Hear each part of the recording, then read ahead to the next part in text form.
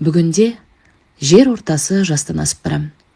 Отбасым, бала, шаға, немерелерім бар.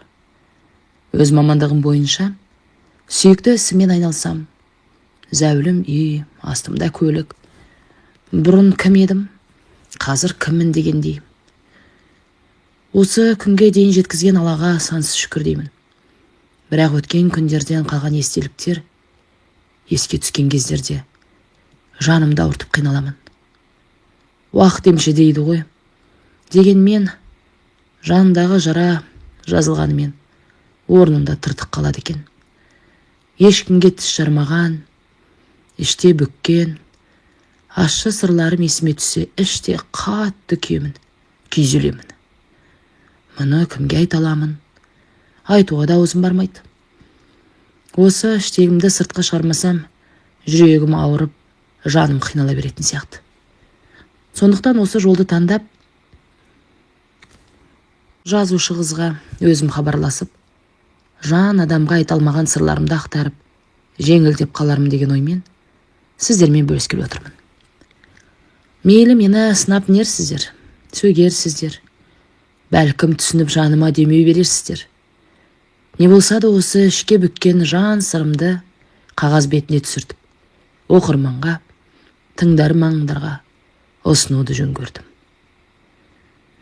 Мен қазіргі Түркістан облысы, бұрынғы Оңтүстік Қазақстан облысы, Шымкент қаласының маңындағы кішігірім ауылда туып өстім. Отбасында әкем, анам, мен, сіңілім және інім 5 жан едік. Әкем милиционер. Анам сол кездегі ауылдағы пошта бөлімінің меңгерушісі болатын. Мен ес білгелі, әкем жиі ішімдік ішетін. Ішіп алған кездерінде арқасы озатын. Арқасы бар деп айтып жатушы еді ғой, сондай адам болатын. Байғұс анама көрсетпегені жоқ еді. Бірге істейтін әріптестері жолдастарымен жиі қыдыратын. Үйге 2 күннің бірінде қызу келетін. Жоқтан өзгеге ашуланып, анамды домша теуіп, домалатып ұрып қинайтын. Мен сіңілім екеуміз кішкентаймыз. Анам үшеумізді есікке жақындатқызып қойып, өзі отырып алып бізге қарай пышақ лақтыратын еді. Анам көзін жұмып алып, бізді қауқалап тістеніп жылайтын. Біз қорқамыздан шырқырап жылаймыз. Әкем сонда да қоймайтын.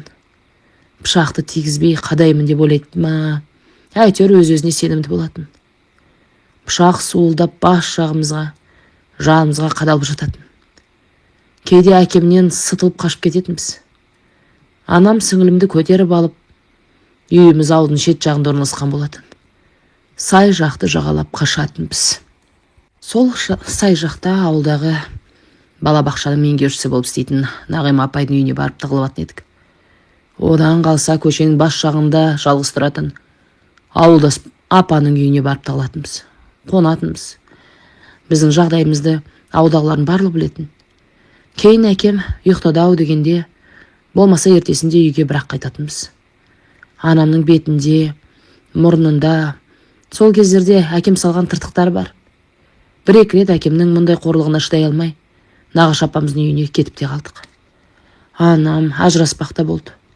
Бірақ жалынып, жалпайып әкем келіп қайта алып кететін. Сөйтіп біраз күн ішпей жақсы жүретін. Кейін сіңілімнен кейін анам тағы құрсақ көтерді. Есімде қалғаны анамның іші кәдімгідей білініп қалып еді. Бір күні кештетіп жұмыстан әкем әдеттегідей ішіп келіп, анамның аяғы ауырлығына қарамастан анам тұрды. Біз тағы сытылып қашып, Нағима апайдікінде тығылдық. Содан ол кісі нағашыларыма хабар беріп, солар келіп бізді алып кетті. Содан кейін нағашы апам бұл ішкенінде ұрғанды қоймайды. Осылай жүріп бір күні сені майып қылып өлтіріп қояды деп, анамды түпкілікті ажырастырып алды. Кейін анамның айтуынша, әкем жап-жақсы жүретінде екен. Айлықтары жақсы, астарында ызған көлік, әріптестермен демалыстарда үйге қонбай қыдырып кететін екен. Анам кейде әкемнің қалтасынан, көлігінен әйел адамның заттарын тауып алып, сұрасам мойындамайды екен. Анам соны сезіп, білсе де үндемей, барын ішіне жұтып жүре беріпті. Тұрып жатқан үйіміз анам істейтін поштаның меншігі, яғни пошта ғимараттың артындағы бөлшек еді. Әкем мен анам ажырасып кеткеннен кейін әкем өз үйіне анасы мен бауырларына кетті. Біз нағашы апамыздың қолында қалдық. Көп ұзамай анам ұл босанды. Ініме 2 айдай болған кезде әкеміз қайтыс болды деген қаралы хабар келді. Сөйтсек, әдеттегідей әкем ішіп алып, өз ағасымен ерегесіп, қой дегенге қоймай, арты төбелеске ұласыпты. Сөйтіп ағасының 2 ұлы әкемізге қол көтердім деп, әкемізді аямай тепкілеп соққыға жыққан көрінеді. Содан көршілер араласып, жедел жәрдем шақырыпты. Әкемнің төменгі еркектік мүшесі жағына қатты зақым келіп, қансырап, жолда кетіп бара жатқанда, ауруханаға жетпей қайтыс болыпты. Осылай әкем 30 жасында өмірден озды. Анам 3 баламен жесір қалды. Сосын ағашыларымыз бірігіп, апамыз бар. Сол бұрынғы ауылымыздан үлкен үй алып берді. Алдында үлкен 2 жаңғақ ағашы болатын. Сол төгіп піскен кезде соны жинап сатамыз, қалғанын жейміз. Бақша егеміз, отын тасимыз. Балалық шағымыз ауыр еңбекпен өтті. Не әке мейірін көрмедік. Сөйтіп бұйығы жасқаншақ болып бой жеттім. Мектеп бітірген соң анам тірнектеп жинағаның бәрін салып, мені медициналық колледжге оқуға түсірді. Шым қалаға келдім. Студент атанып, жүрегім лүпілдеп қуандым. Жарқында жарық ересек өмірім басталды. Мінезім тұйық еді. Студенттік өмірім бір сарында өтті. Бар көңілім оқуда еді. Өйткені үйдің үлкенімін. Оқуымды аяқтап, жұмыс істеп, анама болсуым керек. Сөйтіп 2 жылдан кейін диплом алып, мамам болып, қалалық ауруханаға жұмыс орналастым. Айлығымды жинап, ауылдағы үйді сатып, Шымкентке жақын нағашы жұртымыздың жанынан үй алдық. Анам сауда сатықпен айналыса бастады. Сөйтіп жүріп өзі қатырлас бір кісімен көңіл жарастырып, қазақша неке қиғызып тұрып жатты. Дегенмен ол кісі бізге бөтен еді. Жақын тартып ауыр басып кете алмадық. Сіңілім бой жетіп, әнім ер жете бастады. Осы есейген шағымызда өзім қатарлас құрбыстарға қарап, кейде әкеміз тірі болғанда 4 құбыламыз түгел бұлай қиналмас бедік деп ойлайтын. Мүмкін қазір әкем тірі болса, ішкенін қойып, жақсы жаққа өзгерген болар ма еді. Әнім де әкемді көрмедім. Ол тірі болғанда басқаша болар ма еді деп жайтатын. Бірақ әкемді еске алғанда санамда сол ішіп, анамды ұрып, бізді қорқытатыннан басқа ештеме қалмапты. Інімнің осын барлығын көрмей өскенде дұрыс болды ма деп ойлап қоятын кейде. Уақыт жылжып өтіп жатты. Осылай жүргенде бір күні жұмыстағы әріптесім әрі құрбым тұрмысқа шықты. Сөйтіп бізді бірге араласып жүрген достарын үйге көрсетпек болып қонаққа шақырды. Барып үйлерін көрдік, күйеуімен таныстық. Сол жерде құрбымның күйеуінің нағашысымен таныстым. Кеш бойы менен көз алмай қайта қарай берді. Шырын құйып, әңгіме дүкен құрып, арасында қалжынып маған ерекше көңіл бөліп жүрді. Бір-бірімізді ұнатып қалғандаймыз. Бұл менің алғаш қыз болып жігітпен сөйлесіп, ұнату деген сезімді басымнан кешіп жатқаным еді. Әлгі нағашысы есімі Дәулет, бәрі оны Дәукен дейді. Әнді жақсы айтады екен. Дауысы керемет. Сол кештен соң мені үйге дейін шығарып салды. Осы қалада жүк таситын шағын мекемеде жүк көлігін жүргізуші болып жұмыс істейді екен. Мінезі жайсаң, ашық жарқын ақ көңіл жігіт екен. Бір-бірімізге жұмысымыздың телефон нөмірлерін беріп, хабарласып тұратын болдық. Кейінірек көңіл жарастырып, кездесіп жүре бастадық. Бір күні әпкемнің үйінде отырыс жасаймыз деп мені шақырып алды. Барсам ешкім жоқ. Қонақтары келмеген шығар деп ойласам, шағын ғана стол жасап дастархан жайып қойыпты. Келіп қалады, кел отырайық деді. Отырып екеуміз кешкі ас іштік. Сосын сезімнің жетегінде кетіп, сол түні жігітімен қосылып қойып, пәктігімен айырылдым. Болар болған соң көңілім құлазып жыладым. Жігітім жыламашы, мен сені шын жақсы көремін. Үйленемін деді. Мен оған сендім. Бір айдан соң кезекті ақылы демалысының уақыты келіп, ауылға анамның жанына барып демалып келмек болып ауылға қайттым. Жігітім қалада жұмысын істеп қала берді. Ауылға келген соң біраз уақыт өткен соң жүрегім айнып, құсып, асқа тәбетім тартпай қалды. Сөйтсем, сол бір рет қана болған төсек қатынасының аяғым ауыр болып қаптым. Не істеймін? Жігітімнің жұмысына телефон шалып хабарластым. Ол демалыстан келген соң сөйлесеміз деді. Арада бір ай өткен соң жұмысқа шықтым. Дәукенің жұмыс орнына бардым. Екеуміз сөйлестік. Сөйтсем, жақын ағасы қайтыс болып, дәл қазір үйлене алмаймын дейді. Ал мен не істеймін десем, қазірше қоя тұршы дейді. Біз қоя тұрғанмен ішімдегі шарана күн санап өспей ме? Анам басқа жұрт білсе масқара болмайын ба? Қысқасы қалайда тездетіп үйленуіміз керек. Әрекетімді қыл деп кетіп қалдым. Сыртым бөтен, ішім түтін. Ойым сан сақта. Жігітіме сенім өшіп, не істерімді білмей күндер өтіп жатты. Жігітіме хабарласам, әрдемені бір айтып қипақтайды. Сөйтсем, жігітім 4 жасынан әке шешесінен айырылып, ағасы мен жеңгесінің қамқорлығында өсіпті. Қазіргі уақытта бар айырлығын солардың алақанына салады екен. Өзі левый жасап соған күн көреді екен. Жастайынан жеңгесі бағып өсіргендіктен сол кісінен қатты қамығатын көрінеді. Ал ол кісілер бар ақшасын алып қылып, жоқ қылырады. Құрдымға батырып отыра береді екен. Содан үйленуге жағдайым жоқ деп ашығын айтты. Сол кездерде анамыз болашақты жар таңдасаң, біліміне, жағдайына қара деп айтпапты, үйретпепті. Махаббат, сүйдім, күйдім деп алғаш сөз салып, ұнаттым деген жігітке тұрмыс жағдайын білмей жатып, үйленбей жатып, сезім жетегінде кетіп үлкен қателік жасаппын. Амал қанша? Мұның барлығын кеш ойландым, кеш түсіндім. Мен оған қатты ренжідім. Ер емес, ез екенсің. Сөзіңде тұра алмадым деп қатты кейдім. Не болса да баланы алғызбайым, туамын дедім. Тауым шағылысып, демалыс күні ауылға бардым. Жігітімнің ауылын сұрастырып біліп алған болатымын. Бар ар-ұятты белге түйіп, ауылына аға жеңгесіне бардым. Мән жайды түсіндірдім. Сөйтсем, жеңгесі, көріп тұрсың, шитте 5 бала шағамыз бар, жағдайымыз мәз емес.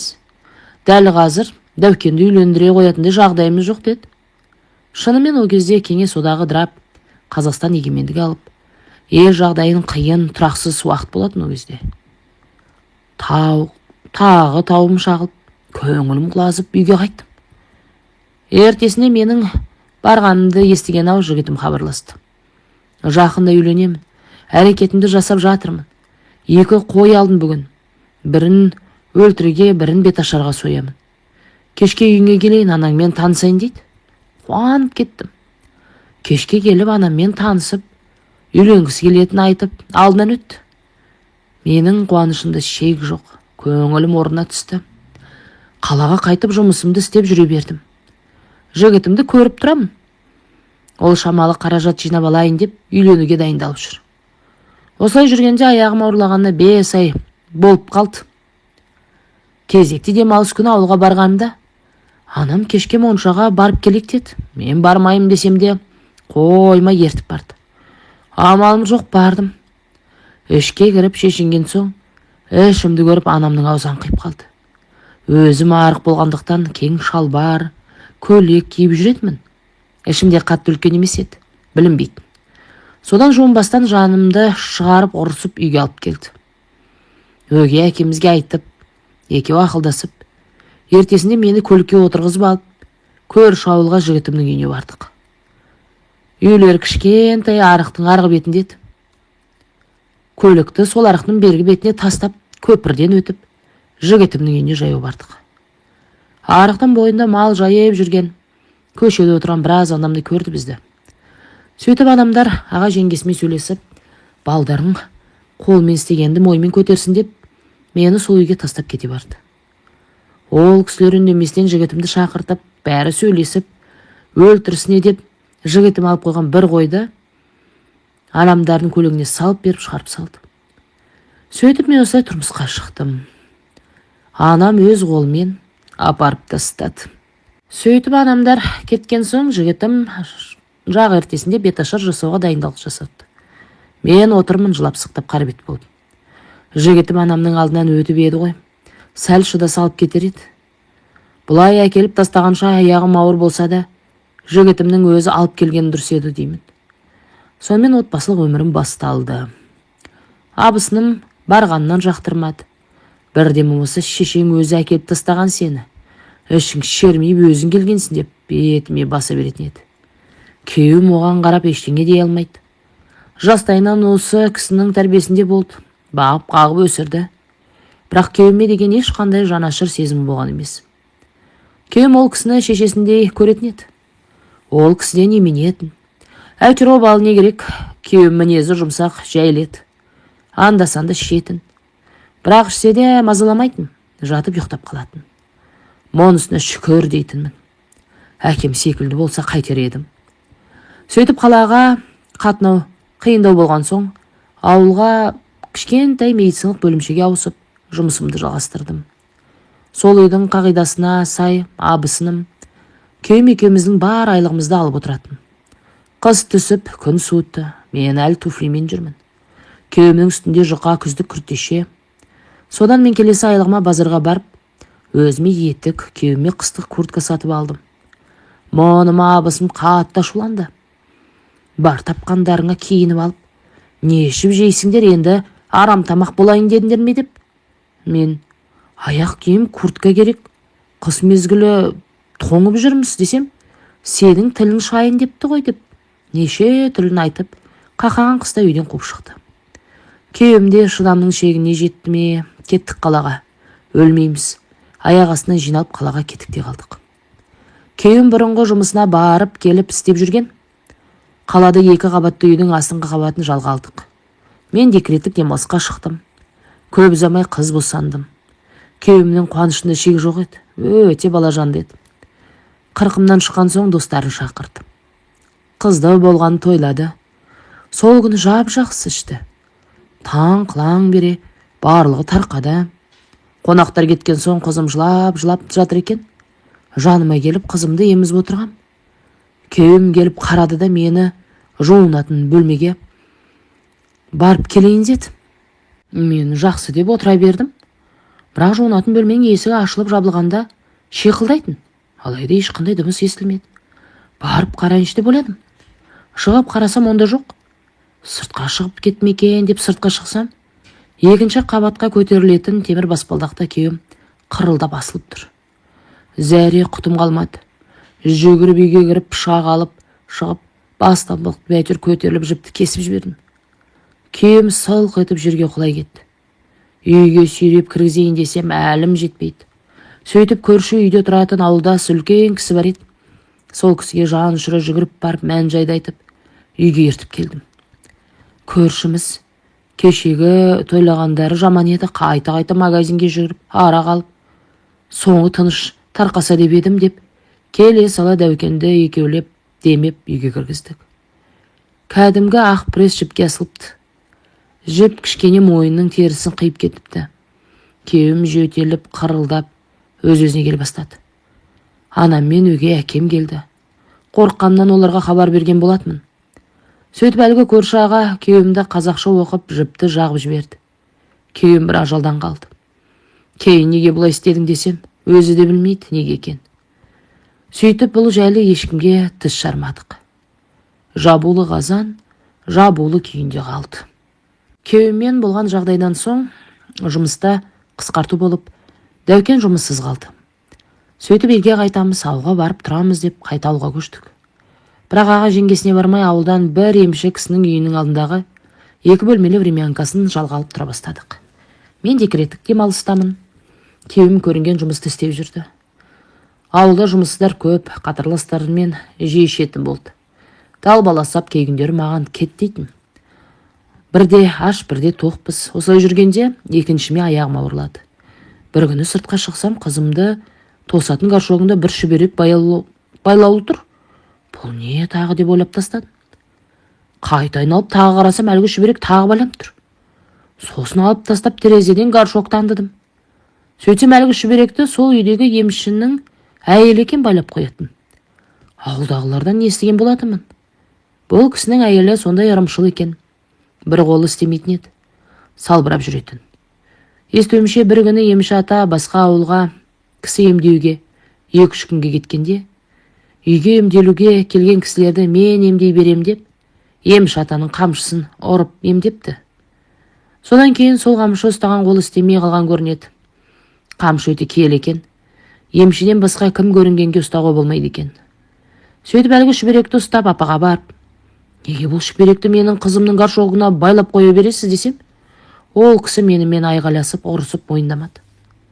Ертесінде қызым былқ-сылқ етіп тамақ жемей, қызуы көтеріліп қатты ауырып қалды. Жаным қалмай қатты қорқып кеттім. Сезгендей сол күні анам мен өге әкем немеремді көреміз деп келе қалғаны. Қызымды көріп анам да қорқып кетіп, көлікке отыра салып ауруханаға кеттік. Жолай анам көрші ауылдағы дем салып, аластап емдейтін бір кемпір бар, соған кірейік деп, сол кісіге кіріп, қара тауығын сойғызып, соның қанымен қызымды аластап, оқып емдеді. Қызымның беті бері қарар емес. Сөйтіп ауруханаға барып, жан сақтау бөліміне жатқызды. Қызым 2 күннен кейін әупірімдеп беті бері қарап, тамақ жеп, оңала бастады. Ауруханада біраз уақыт жаттық. Осы уақыт аралығында күйеуімнен басқа ешқандай туысы келіп, бір хабар алмады. Және қыз босандым. Есімде қалғаны осы 2-ші қызыма аяғым ауыр кезде халваға жерік болып, соны алуға ақшамыз болмай жылап жүретінмін. Босанғаннан кейін жағдайымыз мүлде қиындап кетті. Күйеуім де әбден ішкілікке салынды. Бір күні шыдай алмай анама хабарласып кетем. Ажырасам дедім. Анам келіп, жағдайың осылай болса алып кетейін деп жиналып жатқанда, күйеуімнің туыстары келді. Әпкесі, жездесі, абысыным. Сөйтіп анаммен сөйлесіп, енді қарасамыз. Кішкентай балаларды ойлайық деп, жездесі біздің жанымызда болады. Дәукенге жұмыс тауып беремін деп, бізді өздерінің жанына көрші ауылға көшіріп алып кетті. Жездесінің әл ауқаты жақсы, әсі өрге жүзіп тұрған кезет. Бензовоз көлігімен Тәжікстаннан бензин тасып сатады екен. КамАЗдарды жалға алып, карьерден құм, топырақ тасып, кішігірім кәсіппен айналысатын ұқсайды. Көшіп келген соң Дәукенді бір КамАЗға отырғызып қойды. Тұрмысымыз ақырындап жақсара бастады. Бірақ жездесі, осы КамАЗды өзіме аударып сатып алайын, сосын сендерге үй әперемін деді. Күйеуіме көлік жүргізген соң ішкенін азайтты. Бар тапқандары жездемнің кассасына қойылады. Күйеуіме аз ғана ақша беріп қояды. Арада 1 жылдай уақыт өткен соң менің тағы аяғым ауырлады. Ішім күн санап емес сағат сайын өсіп келе жатқандай еді. Ерекше үлкейіп кетті. Бәріміз таңданамыз. Дәукен, сен әлгі жатырына баласын жасырып туатын белгілер секілді болдың ғой деп күлетін. Күйеуім осындай қалжыңбас көңілді жігіт болатын. Кейде жатып алып термелер тыңдайтын. Сонда бір термеде күйеуі қайтыс болған келіншек жолдастары бата оқуға келсе, есігін құлыптап алып ашпай қояды екен. Соны тыңдап алып күйеуім, ертең мен өлгенде жолдастарым Құран оқытып келсе, сен де есікті іштен құлыптап алып ашпай қойып жүрме деп қалжыңдайтын. Мен қойшы қайдағы жоқты айтпай деп күлетінбіз. Осылай жүргенде дүниеге құныққан әпкесі мен жездесі бізді шеттете бастады. Үйден ақша ұрланды деп, оны бізден көріп, болмашы ұсақ түйекке ұрыс шығарып, бізді елге жамандап, не бір құйтыртқы іс-әрекеттер жасай бастады. Өздерінің жағдайларын жақсылап жасап алды. Сосын оларының мұнысына шыдай алмаған біз тағы да сол ауылда пәтер жалдап бөліп кеттік. Кейін бәрінің арты ашылды ғой. Үйінен ақша ұрлап жүрген өздерінің күші ұлы екен. Жаңа көшкен пәтеріміз кең еді. Сол жылы 29-ға келер жаста Дәукен туысқандарыңды шақырып туған күніңді жасап берейін деп еді. Мен қойшы не ар емес, не бер емес. 29 жасты тойламай-ақ 30 жасымды бірақ жасайық десем, болмай, қой сойып туған туысты шақырып үлкен етіп туған күнімді атап өттік. Сонда араласып жүрген бір кісіге сөз бергенде, Дәукенді бұл жігіттер біздің шағымызға жүрген еді деп айтқанда, күйеуім қалжыңға ұластырып, аға, шаңның да алдыға шығып кететін кездері болады деп еді. Сол сөз санамда қалып қапты. Туған күн өткеннен кейін төменгі жағымнан қан кетіп ауруханаға түстім. Сөйтіп дәрігерлер босандырып аламыз деді. Қыз босандым. Сөйтіп ішім әлі үлкен. Акушер послерод шығады деп күтіп отыр. Шыға қоймаған соң қолын салып еді, шошып кетті. Ой, бұл мында екіншісі бар екен ғой деп, оны да босандырып алды. Сөйтсек егіз екен, ұл мен қыз. Оларды көріп қуандым ба? Толқып бірден қан қысым көтеріліп кетті. Дәрігерлер дәрі егіп мені ары қарай бөлек алып кетті. Өз-өзіме келе алмай қанша уақыт жатқан білмеймін. Ертесіне бірақ ояндым. Қарасам орнымнан тұра алмаймын, жүре алмаймын. Мен Бекені шақырттым. Сөйтсем дәрігер келіп маған, Бекен болыңыз. Егіздеріңіз шетінеп кетті дейді. Бұл қалай болғаны деп басым дыңғылдап көз алдым тұмандана бастады. Екеуі де дауыстар шығып кәдімгідей жылап толып еді ғой деймін. 7 айдың жүзін көріп қалған балалар. Ой бұ деп ішім ашып жүрегім ауырды. Дүние есігін аша сала көрер күндері болған ма деп, Аллам бұл балаларының қызығын көруді жазбады ма сонда деп өксіп жыладым. Іште қатты уайым қайға салындым. Кейін өз-өзіме келіп жүре бастағаннан кейін сол жердегі жандағы әйелдер, балаларыңыз тірі туылған екен, сондағы дәрігерлердің салдығырттығынан балаларының бетін жауып бытовой бөлмеге қоя салыпты деп естідім.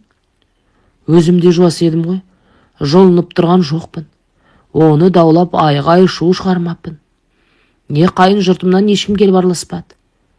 Алланың ісі ғой деп қоя салды. Сол күйі жабулы қазан жабулы күйінде қалып қойды.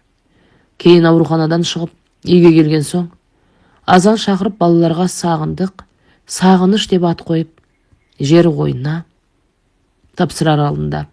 Шомылдырайық деп орап қойған салафанды ашсақ, әппақ балпанақтай ұлым мен қызым періште сынды томпиып ұйықтап жатқандай. Оларды көргенде ішім удай ашығандай. Екі көкірегім ісіп, қызуым көтеріліп қатты ауырып қалдым. Сол кезде ақша беріп балалардың аузына тамақ тамызып, жақсылап қарағанда тір қалып жетілер ме еді? Ол кездерде УЗИ де болмады ма? УЗИге де түспеппін. Тіпті өз дәрігерім де егіз екен білмеді. Осындай балаларға арналған арнайы инкубатор да болмапты. Әрі сол кездегі дәрігерлердің салғырттығынданым ба, соның барлығы есіме түссе жыным шығып, жаным қиналып, жүрегім ауырып кетеді. Сөйтіп балаларымды жерледік. Келген кісілер мына екі қыздарың аман болсын. Жассыңдар ғой, әлі-ақ арттарыңнан іні, сіңлілер ереді жатар деп жұбатып жатты. Осылай қайғыдан қан жұтып, көңілсіз күрең күндеріміз өтіп жатты. Күйеуім сол баяғы карьерде құм-тас тасып жұмыс істеп жүрді. Бір күні күйеуім түнде келмеді. Таң атты әлі жоқ. Мен жездесіне хабарластым, ол да білмейді екен. Мен ішіп камазын соғып па, бұзып па қойып, соны айта алмай қашқақтап жүрме екен деп ойладым. Сөйтсем сол карьердің басында тұратын күзетшінің будкасынан түнде өрт шығыпты. Ішінде күйеуім мен күзетші болған екен. Екеуі біраз ішкен көрінеді. Сөйтіп өрт шыққанда екеуі шыға алмай, тірідей өртеніп кетіпті. Осылай хабар келгенде мен қатты есеңгіреп талып қалдым. Сене алмадым. Мүмкін анамды күне кеткен болар деп далбаласылап, әлде мені бір ойладым. Бір кезде анам алыстан дауыс салып жылап келе жатқанда ғана есіл ерім кеткен екен ғой деп соңғы үмітім үзілді. Желкесінен басқа бүкіл денесі күйіп кеткен күйеуімді алып келді үйге. Бет жүзін көре алмадым. Жезден бәрібір күйіп жанып кеткен, көрінетін жерде жоқ. Одан да бетін ашпай-ақ қой деп, жылай-жылай күйеуімді жер ананың қойнына тапсырдық. 31 жасы еніне жеткенде жан-жарым қош демей, мәңгілік тыныштыққа кете барды. Сол күннің ертесінде бір қайным миына қан құйылып кетіп, ауруханада ол да көз жұмды. Әулетіміз қара жамылып қатты қайғырдық. Күйеуімнің жетісі өтті. Әр бейсенбісіне әйтеуір далбасалап күріш басамын, картоп қуырамын. Бастысы дәукеніме арнап құран бағыштап еді. Екінші бейсенбісін жасап жатқанда қайын әпкем келіп, сен қатын өзім білдіге санап, ақылдаспай інімнің әр бейсенбілігін өзің өткізе бересің бе, деді. Мен іштей қатты ашуланып, Құранға келді ме жоқ, менімен ұрсуға келді ме деп білмеймін. Сосын мен, жағдайымды беске білесіз, өздеріңіз не істеп жатсыздар? Жағдайың қалай деп сұрамаған соң, тапқамды қойып білгенімді жасап жатырмын да, дедім. Өзім күйеуімнің қазасынан кейін есімді жия алмай, қайғыдан қан жұтып жүрсем, қайын жұртым әрдемені айтып, менімен дауласып ұрсып жүр. Күйеуімнің қырқы өткен соң, ана мұнда қалып не істейсің? Не үйің жоқ, сен алып кетейін. Мен не жесем соны жеп, не ішсем соны ішіп, жамда боласың, деді. Сөйтіп күйеуімнің жездесіне айтып, бар затымды жинап, КамАЗын күтіп отырғанбыз. Түс болып барады. Келмей кеткен соң өзім карьерге бардым. Барсам үлкен баласам, КамАЗын айдап, беймарал тасын тасып жүр. Әй, Баука, біз осы көлікті күтіп отырмыз ғой, неге келшігіп кеттіңдер десем, әкем маған онда ештеме айтқан жоқ, дейді. Мен ашуланып жүр, менімен осы соңғы рет көшіріп апарып тастасаңдар, онан кейін мені іздемей-ақ қойыңдар деп, КамАЗына отырып үйге алып келдім. Жолымды теткізіп, төркіме көшіп келдім. Келген соң Баукаға, мә, бензиніңе деп 2000 теңге бердім. Жоқ, жеңге, керек емес деп, айтарым екен десем, олай демеді. Ақшаны алып, сау боп тұрыңыздар деп, көлігіне отырып қайтып кетті. Қайын жұртымнан қатты көңілім қалды. Сөйтіп 29 жасымда күйеуімнен айырылып, жесір атанып, 2 қызымен төркініме қайтып келдім. Төркініме келген соң анама, мен пәтер жалдап өз алдыма тұрайын дедім. Өйткені өгей әкем бар. Сіңілім оқу бітіріп тұрмысқа шығып кеткен еді. Бірақ енесімен дұрыс болмаған соң анам сол ауылдан 2-ші үй алып қойған екен. Сол үйде күйеуімен тұрып жатты. Інім үйленген, оның да бала шағасы бар. Анамдармен бірге тұрады. Бала болған соң менің қыздармен ұрысып, кейде келіспей қалар. Олардың арасына түсіп, келінмен жақсы болмай қалармын деп, анамның үйіне жақын маңнан жер үйден пәтер жалдап алдым. Анама сауда сатыққа көмектесіп жүрдім. Қыздарым анамның үйімен екі ортада жүретін. Арада жарты жылдай уақыт өткен соң, анам өз мамандығым бойынша ауруханаға жұмысқа орналастырды.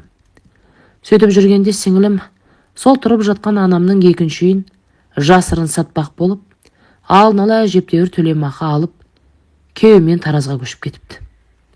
Содан сатып алушылар келіп, үйді беріңдер, қалған ақшасын төлейік дейді. Сосын мен ойлана келе анама айттым, мама, сол үйіңізді маған беріңізші. Мен үйсіз күйсіз пәтерден пәтерде жүрмін ғой, өйстіп жүре беремін бе? Қыздарымды өсіп қалды.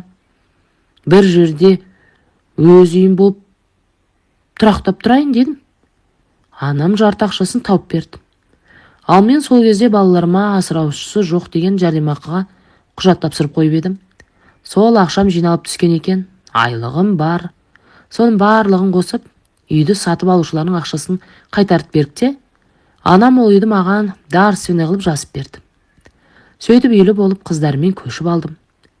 Үйге кіріп алған соң анам бір мал сойып, қан шығарып, Құран оқытып, үй тойын жасайық деді. Бұрынғы қайын жұртыңды да шақырайық, қашанға араласпай жүресіңдер деп менің қарсылығыма қарамай, той жасап, қайын жұртымды шақырды. Туған туыс барлығы да келді. Жақсы тілегін тілеп, ізгі ниетпен келгені бар. Одан қалса осы жесір қандай үй алыпты деп, жай қызығушылық танытып келгені бар. Бәрі ішіп жеп, той тарқар кезде бір топ адам болып, қайын жұртым келді. Анам мен інім оларды күтіп бәйек болып жатса, қайын әпкем тұрып анама сөйлеп жатыр. Кезінде біздің рұқсатымызсыз қызыңызды алып кеттіңіз. Кеткелі бір хабарласпады. Інімнің көзі болған қыздарды бір ертіп келіп көрсетпеді. Үй аламын десе, еңкілдеп тұрып жыладым. Жаңағы құданың іс-әрекеті қатты намысыма тиді. Бұл не қылығы? Қорғаны жоқ жесір деп басынғаны ма? Масқара. Мұны кімге айталам? Анама айтсам, үлкен дау жанжал болады. Екі елдің арасына сызат түседі. Оның үстіне ел не дейді? Тана көзін сүзбесе, бұқа жібін үзбейді дегендей, мені кінәлап, өсектейтін шығар деп ешкімге тіс жарып айта алмадым. Осы жағдайдан кейін қатты ауыра бастадым. Белдерім сырқырап, етеккірім бір келіп бір келмей, денем бір ысып бір суыт. Өзім жұмыс істейтін ауруханадағы әйелдер дәрігерлеріне көрініп едім. Дәрігер: гармондар ойнап жатыр ғой, әлі жассыз, тұрмысқа шығыңыз, сізге еркек керек деді. Содан ойлана келе, осында келгелі қырындап сөз салып жүрген ескі бір танысым бар еді. Денсаулығым үшін сонымен анда-санда кездесіп жүре бастадым. Ол әйелмен ажырасып кеткенмін деген болатын. Сөйтіп күндердің күнінде менің асыраушысы жоқ деп алатын жәрдемақымды, айлығымды есептей бастады. Ақша сұрайтын болды. Сөйтіп бір күні менен шығып үйде ұйықтап жатсам, есікті біреу тоқылдатады. Ашсам бір әйел тұр. Түрі ашулы: сіз осындайсыз ба? Мен азаматтың әйелімін. Сіз оны көңілдес екенсіз ғой. Ұялмайсыз ба? Менен байымды тартып алайын деп жүрсіз бе деп аузына келген айта бастады. Мен бастапқыда тосырқап қалғанмын. Кейін ештемені мойындамай қойдым. Ол әйелді жөнге салып шығарып салдым. Содан кейін азаматпен де ара қатынасымды үздім. Ажырастым деген өтірік екен. Жай менің басымды айналдырып, алдап сулап ақшамды алып жүрмекші екен. Ақымақ болыппын, қанша жасқа келсем де. Сол баяғы аңғалдығым қалмады. Өзіме ашуландым. Обалы жоқ, ақымақпын деп өзіме қатты кейдім. Сонымен жұмысымды істей жүре бердім. Күйеуімді жиі еске алатын болдым. Кейде көшеде кетіп бара жатып, күйеуімнің бейнесі көз алдыма елестеп кетсе, өзіме солқылдап жылайтынмын. Күйеуім ақ құба реңді жігіт еді. Жанынан өтіп бара жатқан адамдар аңқайып қарап қалатын. Осы кездері біраз күйзеліске түсіп кеттім. Алайда сенетін адамым жоқ. 2 қызымды бағуым керек. Есімді жиып, сыртым бүтін, ішім түтін.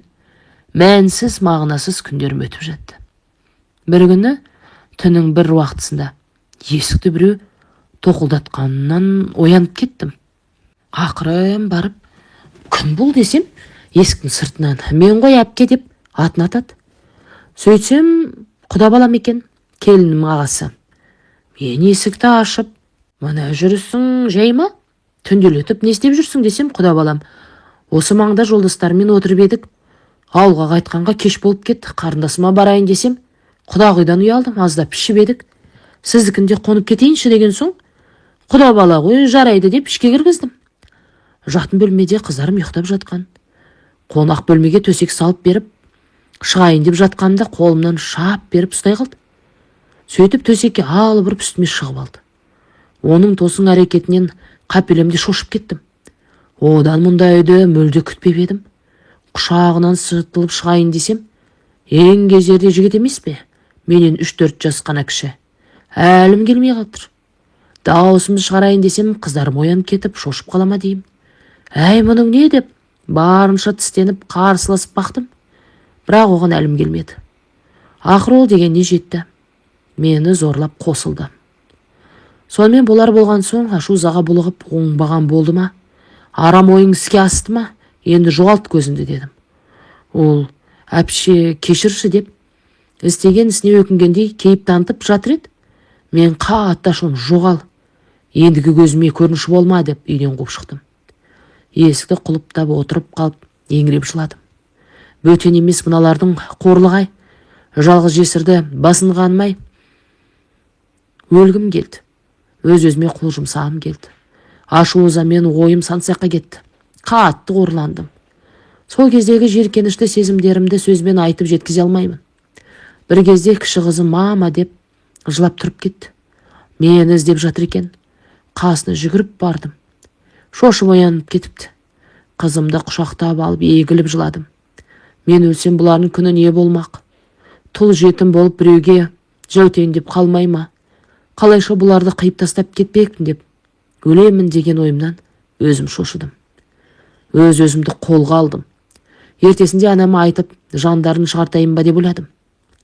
Олай істесем інімнің шаңырағы шайқалмай ма? Інім мұндай сұмдықты естісе қайнағасын өлтіріп қояр.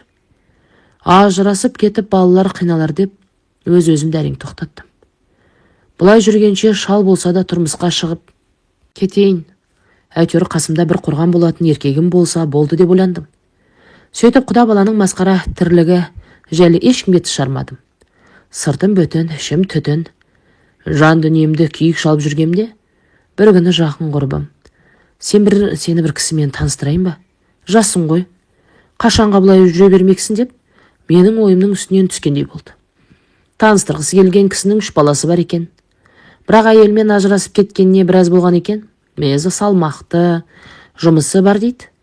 Мен жарайды, танысып сөйлесіп көрейін дедім. Дұрыс адам болса, ештемеге қарамай үйленемін десе, тұрмысқа шығып кетейін деп іштей бекініп қойып едім. Жұмыстан кейін шағын дәмханаға бардық, таныстық. Сөйтсем мені танитын болып шықты. Қыз кезімде, жаңадан жұмыс істеп жүрген кезімде, бір жиында танысқан екенбіз. Менің есімде қалмапты. Сөйтіп сөйлесіп ортақ шешімге келіп, үйленетін болып шештік. Көп ұзамай анамның алдынан өтіп, кішігірім туған туысты жиып, некемізді қиғызып үйлендік. Күйеуім басында жақсы жүрді, кейін мінезі шығып, өзінше маған қоқаңдай бастай еді. Мен осынша жасқа келіп, өзімді ұрғызып, болмаса қорлатып қоймаймын. Отбасын құрамын, тыныш өмір сүремін десең, жұмысыңды істеп, жөніңмен жүр. Қыр көрсетіп, қол көтеретін болсаң, осында тамыр танысым жетеді. Қорғаныс деп ойлама. Тиісті жазаңды бергізем деп едім. Күйеуім басылып қалды. Содан кейін үндемейтін болды. Осылай тұрып жаттық. Мен сменге кеткенде қыздарымды анамдікіне жіберем. Жұмыстағы құрбыларым дегенмен біліп білмей, кеше ғана қосылдың күйеуімен. Өз әкелер емес, өгей ғой. Қыздарға бірдеме істеп жүрмесін деген тұғын. Сол сөздерге көңілім секем алып, солай істеп жүрдім. Бір күні күйеуім мені отырғызып қойып, мен сенің өзің жоқта қыздарды не үшін анаңа жіберіп жүргенді білмейді, сезбейді деймісің? Мұның еш қажет жоқ, қыздар үйде жүре берсін. Өзім қараймын. Бұларды енді менің балаларым. Оларға ешқандай қиянат жасаймын дейді. Мен оның бұл сөзіне қуанып қалдым. Сөйтіп көңілім орнығып, қыздарды уайымдамай үйге тастап кететін болдым. Жанымдағын сезімді азамат екен ғой деп, ішім жылай бастады. Бір-бірімізге үйренісе бастадық. Елдер де маған басқаша қарай бастады. Осылайша екінші рет тұрмысқа шығып, толыққанды отбасы болдым. Екінші күйеуімнің мінезі салмақты болды. Ашуланып ренжісіп қалсақ та, тез қайта қоймайтын. Екеуміздің бір-бірімізге үйренісіп кетуімізге біраз уақыт керек болды. Күйеуім екеуміз менің үйімде тұрып жатқан болатынбыз. Еркексіз үй білініп тұрады ғой. Үйленгеннен кейін үйге жаңа жөндеу жұмысын жүргіздік. Күйеуім жан-жағын тазалап, қоршап, әдемі дарбаза қойып, навес жасатып қойды. Үйге су тартқызып, бар жағдайымды жасады. Бау-бақша екті, гүлдер отырғызып, үйіміз жап-жаңа болып жайнап шыға келді. Өз айтқандай қыздарымызды өз баласындай бауырына басты. Қыздарым да оны жақсы көріп, әке деп айтатын болды. Менен бос уақытымда анама саудаға көмектесіп жүретінмін. Үлкен базар анамның үйіне жақын еді. Бір күні базар тарқаған соң, тауарды жинап, інімнің баласы екеуміз тәшкеге салып үйге қайтып келе жатқанбыз. Тәшке әжептер ауыр еді. Оны екеуміз әрең итеріп келе жатыр едік. Артымыздан бір жеңіл көлік келе жатыр екен. Жанымыздан өте бере қатты сигнал берді. Қарасам баяғы құдашам, әрі құрбым еді. Осы екінші күйеуіммен сол таныстырған болатын. Біздің қиналып келе жатқанымызға қарап, қасындағы әпкесі екеуі тырқылдап күліп барады.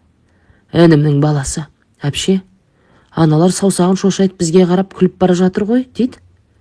Я, көріп келем дедім. Ішімнен зығырдан қайнады. Бұл құдашамен алдын қарым-қатынасым жақсы болатын. Кейін күйеуім екеумізді бір-бірімізге жамандап ұрыстырып қоятын болды. Содан кейін онымен араласпайтын болдым. Соған жыны келіп, маған қыр көрсетіп жүргендегісі ғой. Анамның үйіне тауарын апарып тастадым да үйге келіп күйеуіме: сен көлік жүргізе аласың ба десем, иә дейді. Олай болса көлік аламыз. Ары-бері шықсақ та қыздармен жаяу жол жүру қиын. Әлгі бір туысымыздың баласы көлік әкеліп сатып жүрген. Соған хабарласып, бар, жиған ақшамызды беріп, көлік сатып алдық. Сөйтіп көлікті болдық. Арада біраз уақыт өткен соң аяғым ауыр болды. Бірақ сол кезде барлығымыз қызылшаға қарсы екпе еккізген болматынбыз. Әйелдер дәрігеріне қаралып едім. Екпеккенен кейін көтерсеңіз бала дұрыс жетілмей қалу мүмкін. Тіпті дімкәс, мүгедек болып қалуы да мүмкін деді. Сосын көп ойланып, жасанды түсік жасаттым. Әттең осы баланы туып алсам деп едім. Оған дәрігерлер солай деген соң амал жоқ, мүгедек болып туылса, өзі де біз де қиналамыз ғой деп осындай қадамға бардым. Алла өзі кешірсін, күйеуім маған бала туып бермедің деп айтқан жоқ. Барлығына түсіністікпен қарады. Оның үстіне алдыңғы некесінен ұлы да қызы да бар. Хабарласып көрісіп тұрады. Ептеп ел қатарына қосыла бастадық. Бір басым екеуі болып иығымнан біраз жүк түскенде еді. Қасымда сенімді ер азаматым бар. Қорғаным, сүйенішім дегендей. Бұл жігітке тұрмысқа шыққанда жасым 35-те болатын. Қазір 50-ден асты. 15 жыл ынтымақтастықта, бірлікте, сыйласып өмір сүріп келеміз. Екеулеп қыздарымызды өсірдік, оқыттық, ел қатарлы ұзатып, құтты жеріне қондырдық. Бүгінде жиен немерелерім бар. Қазақстанның басқа қалаларында тұрады. Бізге қонаққа келгенде немерелерім атау, апау деп еркелейді. Осыларды көргенде өткен өмірімнің бар қайғы мұңын ұмытамын. Бұрын кім едім? Үйсіз, күйсіз, әркімнен қорлық көрген жесір едім. Қазір осы күнге жеткізген Аллаға мыңда бір шүкір деймін. Анам қазір ақ жаулықты әже болып отыр. Немере көріп, шөбере сүйіп отыр.